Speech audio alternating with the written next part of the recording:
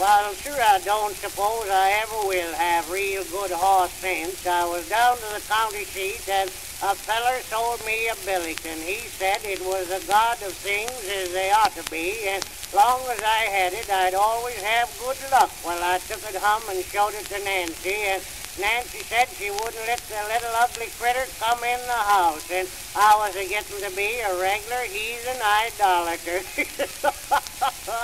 Well, it wasn't very handsome, that's a fact, but it kind of made you laugh to look at. Well, I saw it on the family Bible. Nancy calculated it couldn't do any harm there, and next day I wanted to see how it would work, and I followed directions and tickled its toes with a straw and made a wish. And just then Rube Hendricks come in. He said, "Uncle George, the mill dam has busted and the water is all over your hog lot." Well, I went down there. I had 60 hogs and they was all drowned, but 2 of them, they weren't any account, but they were good swimmers. Just then the constable come along and subpoenaed me to serve on the jury.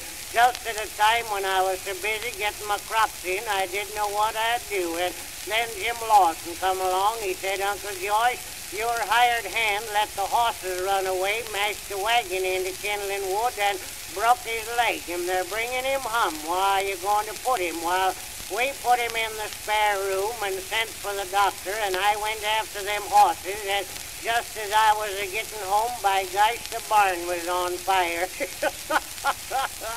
Well, we managed to save the foundation, and just then Ezra Hoskins, our postmaster, handed me 2 letters. One was from Nancy's brother out in Nebraska, said his crops had failed, his wife had died, and he had been sick, and he and his 9 children were coming home to live with us until he could get started again. And the other letter was from the pension department at Washington that said they couldn't grant me a pension because they couldn't find my war record.